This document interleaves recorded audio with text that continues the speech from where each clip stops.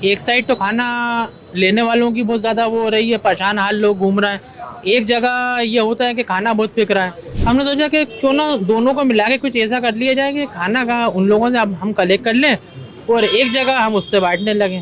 पहले स्टार्टिंग में हफ्ते में एक दिन बांटते थे हमीदिया में, खाना पैक करा और अटेंडरों के पास गए, जिनको ज़रूरत थी उन तक पहुँचाया।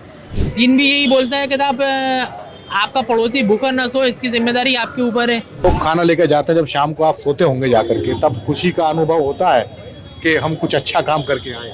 साहब बिल्कुल होता है, अनुभव होता है, बिल्कुल लगता है कि आज कुछ हकीकत में काम करा जिससे हमें सुकून मिला। कि जीना इसी का नाम है। बिल्कुल जीना इसी का नाम है, एक दूसरे की मदद करना है।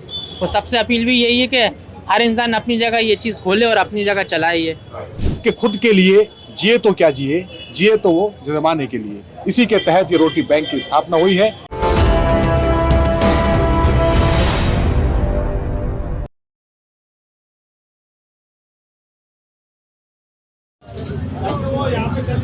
भोपाल के इकबाल मैदान पर स्थित है रोटी बैंक। ऐसा बैंक जो उन गरीबों को, उन भूखे लोगों को खाना पहुंचाने का काम करता है जिन्हें के पास खाने के लिए रोटी नहीं है। यहाँ पर रोटी बैंक की स्थापना करने वाले दोनों लोग मौजूद हैं, सैयद अमीन हसन और मोहम्मद यावर। इन दोनों ने मिलकर और इनके कुछ साथियों ने मिलकर इस बैंक की स्थापना की थी। 6 साल इस काम को हो गए हैं। 6 साल से लगातार ये भूखे लोगों को खाना पहुंचा रहे हैं। ये सीख इन्हें कहाँ से मिली और क्यों इनके अंदर ये जज्बा आया कि भूखे लोगों को रोटी पहुंचाई जाए, यानी कि जो काम रोटी कपड़ा मकान सरकार का था, उस काम को ये लोग अपने खुद के खर्चे से और अपनी खुद की मेहनत से करते हैं, गरीबों तक खाना पहुंचाते हैं। कहाँ से मिलता है ये जज्बा, इन्हीं से जान लेते हैं। जी, कहाँ से आई ये प्रेरणा आपको कि इसकी शुरुआत की जाए? अब मैं रहने वाला इसी क्षेत्र का हूँ, यहाँ इमामी गेट पे रहता हूँ। अच्छा। हमीदिया हॉस्पिटल पास में ही है। अक्सर हमीदिया हॉस्पिटल के आसपास आना जाना होता था और लोगों को देखते थे, वहाँ पेशेंट के अटेंडर जो होते थे वो खाने के लिए बहुत परेशान होते थे।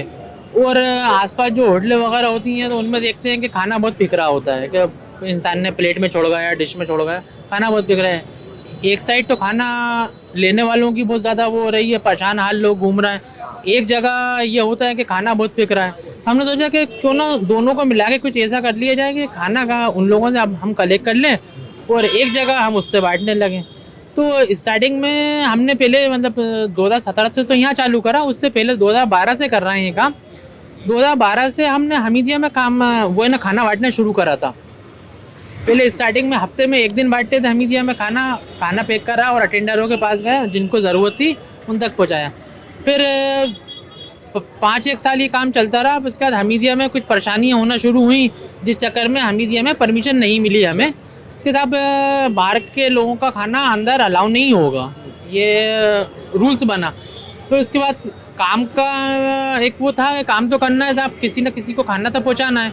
और हमारा दिन भी यही बोलता है कि साहब आपका पड़ोसी भूखा न सो, इसकी जिम्मेदारी आपके ऊपर है।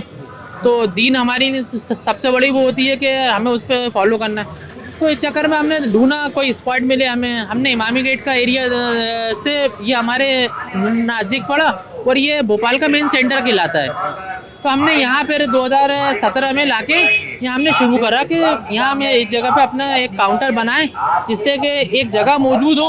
अब बांटने में तो ये होता है कि साहब आप किसी को आप बताओगे खाना ले लो, कहाँ जाओगे आप।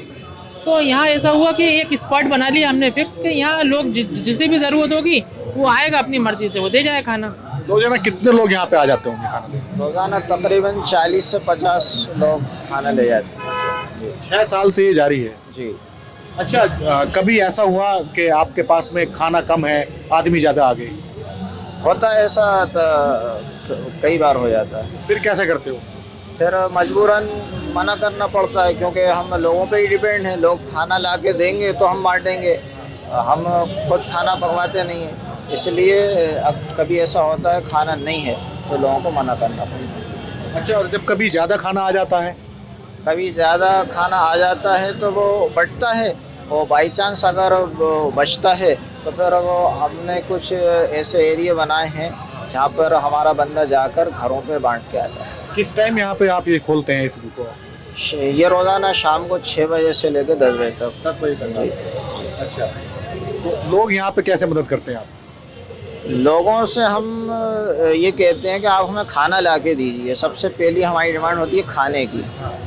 और अगर जैसे बाई चांस कोई खाना ना दे पाए, मजबूर है, उसका घर करीब नहीं है, तो फिर हमने जो है ऑप्शंस बनाया है पैसों का। वो भी 5 साल के बाद हमने वो शुरू के 5 साल में जो है फ़ंड नहीं लिया, सिर्फ खाना मांगा।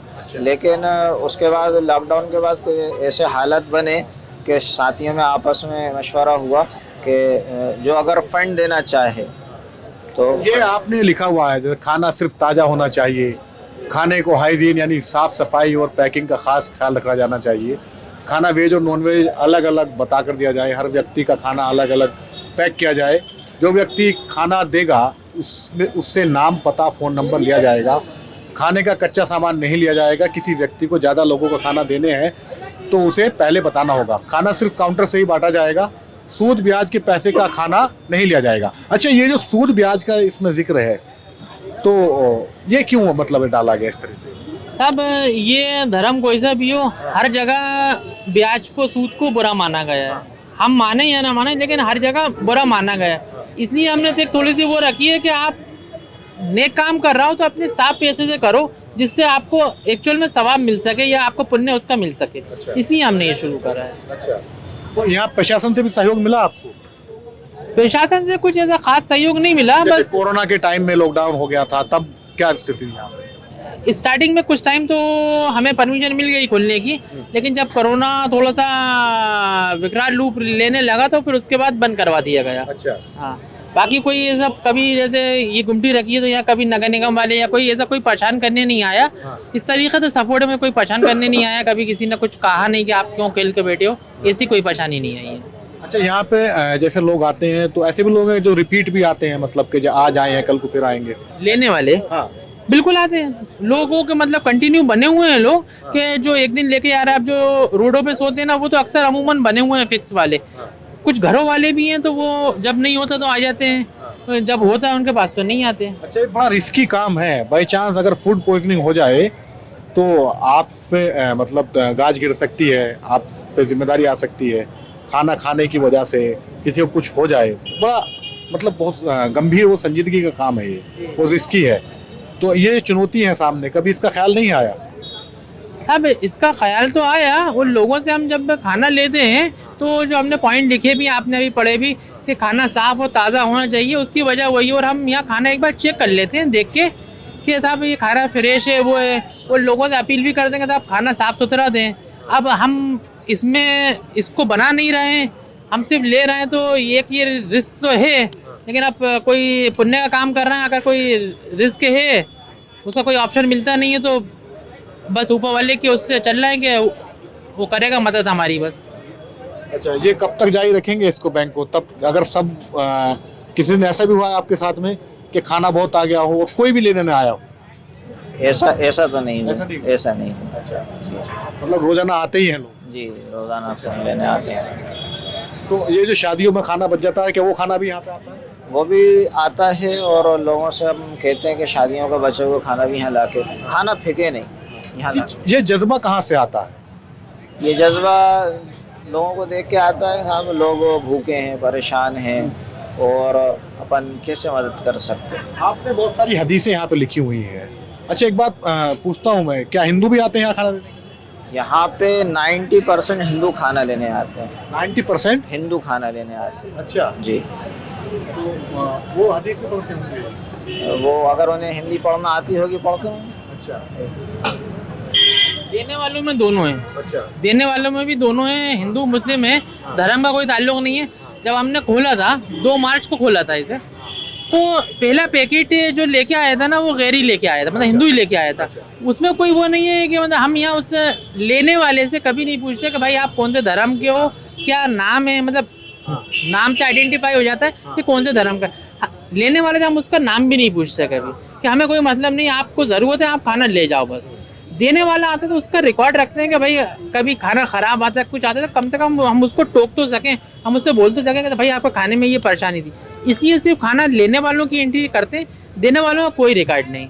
उनकी इज्जत बनी रहे, आते हैं चुपचाप खाना दे देते हैं। बस सिर्फ दारू पिए हुए लोगों को या इस टाइप के जो वो होते हैं उनको नहीं देते खाना। अच्छा, तो कब तक शुरू रखेंगे आपको? साहब इरादा तो ये है कि हमारे जाने के बाद आने वाली नस्ल भी अपने आप काम करने लगे इसमें। तो ऐसा नहीं है कि हमारे रहते रहते ये काम चले, ये हमेशा चलता रहे काम, बस ये सोच के शुरू करा। 6 साल हो गए, 6 साल में कोई मुश्किल वक्त भी आया आपके साथ? अब मुश्किल वक्त तो खाने से ही आया है कि मतलब खाने की कमी है। आज जैसे भाई ने बताया कि 40-50 पैकेट बंटते हैं, तो बीच में कई बार ऐसा मतलब ये है ना, कोरोना से पहले हमारे पास 100-150 पैकेट भी आ रहे थे और 150 पैकेट भी अल्हम्दुलिल्लाह बट रहे थे बराबर डेली। फिर लोग आना तो जारी रहा, लेकिन खाने की कमी होती गई तो लोग इंतज़ार करते करते वापस जाने लगे, तो फिर उस चक्कर में लोग कम हो गए। आज भी अगर खाना आज से बढ़ता है तो 2 दिन के अंदर लोग वापस आने लगेंगे, एक दूसरे से खबर हो जाती है। कोई पब्लिसिटी नहीं करते इसकी, कुछ नहीं, लेकिन लोग भूखा आदमी को कहीं ना कहीं से खबर मिल जाती है, वो आके बता देता है कि वहाँ खाना मिल रहा है, लोग आते हैं। खाने की कमी है, कुल मिला के हमें परेशानी आई सिर्फ इसी चीज़ से जो है वो परेशानी है। लोग खाना लेकर जाते हैं, जब शाम को आप सोते होंगे जाकर के, तब खुशी का अनुभव होता है कि हम कुछ अच्छा काम करके आए?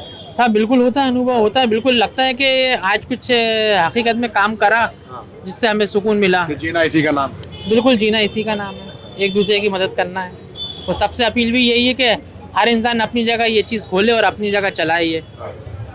ये जो एक पहल शुरू की है यहाँ पर रोटी बैंक के नाम से, ताकि इस शहर में कोई शख्स भूखा ना सो सके, वो भूखा उठ जरूर सा जाए लेकिन उसे भूखे को नींद ना आए, उस तक खाना पहुंचाने के लिए इन लोगों की ये पहल है। और ये पहल पिछले 6 साल से लगातार जारी है। जैसा इन्होंने बताया कि 6 साल में कई बार ऐसा वक्त भी आया कि इनके पास में खाना मांगने वाले लोगों की तादाद ज़्यादा थी और खाने की कमी थी, और ऐसा भी आया कि कई बार खाना ज़्यादा था तो इन्हें उसे बंटवाना पड़ा। इसी जज्बे के तहत कि खुद के लिए जिए तो क्या जिए तो वो जमाने के लिए, इसी के तहत ये रोटी बैंक की स्थापना हुई है। मेरे पीछे वो हदीसें भी लिखी हुई हैं जिनमें बताया गया है कि पड़ोसी के अधिकार क्या है और भूखे लोगों के प्रति उन लोगों की जिम्मेदारी क्या है जिनके पास की में और जिनकी थाली में खाना पहले से ज़्यादा है।